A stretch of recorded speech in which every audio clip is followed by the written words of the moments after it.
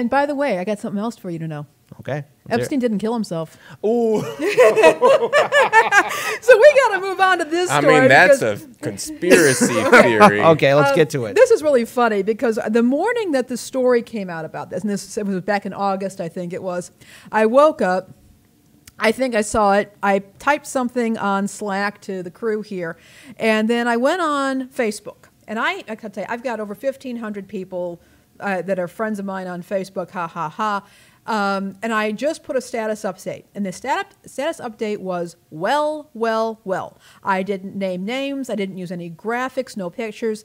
Immediately, people started responding. People on every side of this political spectrum, people who are off the spectrum, Trump supporters, libertarians, communists, socialists, Democrats, all started responding, and they all knew exactly what I was talking about because nobody's buying this story. And now I found this kind of nifty little story. It was on Yahoo, but essentially, apparently what happened is the reason why we're seeing Epstein didn't kill himself is that on November the 2nd, former Navy SEAL Mike Ritland was on a Fox News program, and they were having a conversation with Jesse Waters, and then at the end he said Epstein didn't kill himself at the very end, and that's why you're seeing all the memes, and that's why I decided to play a little gotcha here on the show. But I think this is worth talking about because, I'm sorry? Yeah, I want to just double check. Daniel Lucker wanted to know if the Super Chat was working. Confirmed. Oh, yeah, confirmed, Daniel. Thank you so much. Thank you very much. And then we also have a person named John Wick who types, I took out Epstein, sorry, had a contract. Hey, who is the person that you hired? Who's the person who hired you, Here on John Hard Wick? Lens Media, we like to talk to you. You need to get a hold of Mr. Kit Cabello afterwards. We'll work out an interview. But I think for me, this is one of those things that I find very distressing because not only was Epstein ignored for a very long time when he was working basically as a sex trafficker. Yep. And Graham Elwood has been really on top of this story. You can check out some of his stuff on YouTube. Graham's got a great show, but he's been really bird-dogging that story. But he was ignored. He just continued to operate even after being convicted on sex charges. When you've got people who have been been accused of something, not even convicted, and have been ostracized from society, Epstein was doing just fine for himself. And then all of a sudden, the story comes back, and then this happens. So there's this failure of institutions to ever hold the man accountable. And then all of a sudden, he dies, or supposedly dies. I'm not even sure that he's dead. At this point, I don't even know that. At this point, because I can't trust anything. And it shows the decline. I don't know. Did we ever get an autopsy? I don't know if we ever there did. was an autopsy, but Was there? Yeah. why should I believe it? But the thing Why is, should hold I on. believe it? Here's a little caveat because I did a short live stream in regards towards Epstein's brother, and here's what his brother said in regards to the person who was doing the autopsy: that it looked like it wasn't suicide, that in fact the body looked like it dealt with severe trauma, indicating that a murder took place, that Epstein didn't commit suicide, it didn't fit the qualifications. Now, again, there's a lot more to look into this because we got to remember, it's very suspicious that both security guards were asleep, the cameras were offline, and it's like, okay, well, how did this happen? How did this happen? I mean, there's no way unless something else happened. Now, this requires a full investigation, but it's too convenient. And we here as journalists, I don't want to be pushing something like, oh, maybe he was murdered, maybe something did happen. But it just, if it talks like a duck, if it walks like a duck, then it's obviously got to be a duck. Here's what my distress is. My distress is that I think that this is a case where people are losing faith in multiple institutions. Nobody is trusting the media. Nobody is trusting the coroner's office. Nobody is trusting the Department of Corrections. And there's this lack of faith in institutions. And there's going to be a story later on in this show about romaine lettuce that indicates, again, what happens when institutions fail people and how we can lose faith in them and how it harms the general public. And that's where I'm concerned about this. So I also want to read something else, too. We got a super chat from Unknown Space Pioneer. Your test was successful. Unknown Space Pioneer, thank you so much. But I also want to read something else, too. Now, the reason why we're talking about this is because, this was revealed from a video from Project Veritas. And again, There's a lot of questions about this organization, but they did us a favor because it shows the hypocrisy of corporate media. On Good Morning America, Amy Robach was basically saying in private, but she was caught with a hot mic, about the Jeffrey Epstein story. And this is a quote from her. First, I was told, who is Jeffrey Epstein? No one knows who that is. This is a stupid story. Then the palace found out that we had her whole allegations, and this is as it deals with a woman named Virginia Roberts, who said that she was one of Epstein's victims, and that she was basically given to Prince Andrew, the brother of Prince Charles, who's the next in line for the British throne. And so then the palace found out that we had her whole allegations about Prince Andrew and threatened us in a million different ways. We were so afraid we wouldn't be able to interview Kate and Will that we also had to quash the story. We had convinced her to talk to us. That was being Virginia Roberts. It was unbelievable what we had. Clinton, we had everything. Oh my goodness. Did you hear that name? Clinton. Now, there's two Clintons that are coming to mind. Former President Bill Clinton and former Secretary of State Hillary Clinton.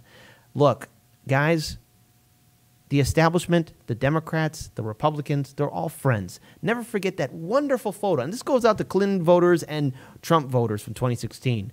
Never forget that beautiful, beautiful photograph of them together at the wedding. They are friends with each other. They know each other. They know each other's dark secrets. It's just not one side versus the other. It's one big sociopathic neoliberal club, and they're abusing us, and we're not part of that club. They're taking away our rights. And the thing is, here you're seeing corporate media once again showing its own hypocrisy. When threatened by the establishment, they back down. Paul, excuse me. You're excused. The fact that Project Veritas is involved in this is a hurdle, but what can't be denied is the content and the authenticity of the video that was released. So if you're not familiar with Project Veritas, very quickly to just kind of get over that hurdle, they are very right-wing, undercover investigative journalist outfit that has a reputation for being less than truthful with their editing practices. So you may most be familiar with them when it comes to the video conversations where they had infiltrated a Planned Parenthood and sort of took comments out of context and did some deceptive editing to make it sound like Planned Parenthood was negotiating for the sale of aborted fetuses. It was a weird thing. Project Veritas, they're not the most forthcoming individuals from what I can tell. But this video is unedited, it's complete, and what it shows is what's really obvious is a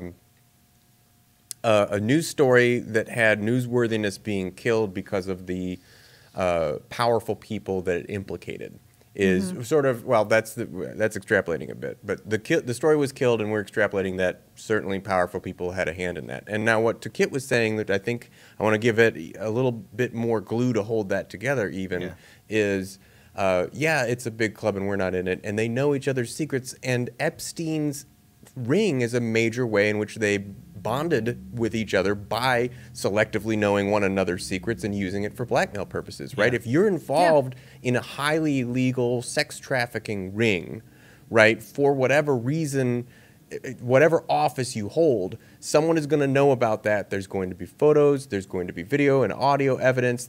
We covered this early on. The origins of the Epstein sex ring go back far before Prohibition, right? Before Epstein was even born. This is something that has been going on, has involved politicians and powerful people for a long, long time. Blackmail is a key component of it, and yes, there is a conspiratorial aspect to all of this, but I don't think it can be understated, nor do the American people not see the fact that there are obvious motives for someone like this to be disappeared, and that very strongly appears to be what happened.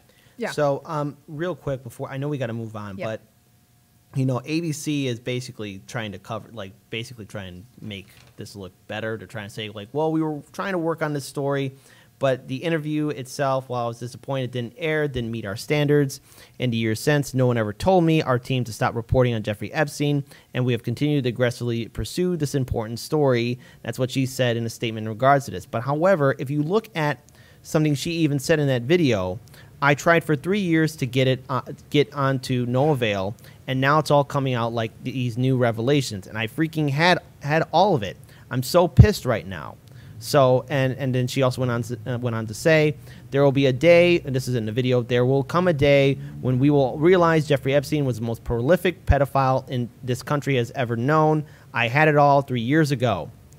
Again, guys, this is why independent media is needed. Yeah. This is why we got to get rid of the monopoly that controls all the media here in this country. 6 major corporations Let's control get all the Whitney Webb media on the in the show. United States. Yeah, You know? we should get her on the show. Absolutely. Hopefully we can. Hopefully we can. We can work on that. Because this is madness. And You know, and I'm beginning to wonder at this point. We have to move on, but I'm going to say this. I'm not even sure that she was unaware that she was on a hot mic. I mean, if you've been working on something for a long time, and yeah. She was clearly mad they killed that story. Plausible deniability. well, I mean, if they had everything, and remember, not just only on the Clintons, but probably other people in power. Epstein we're talking about. Yeah. I mean, who else was on that list? Who else was in that investigation? We'll never know. We'll never know. But yeah, this is why we need multiple media outlets, and it's not enough to have different media outlets owned by the same company. yeah. And that's what I'm going to say. We are all compromised at some level. We all have our alliances, which is why we need multiple voices.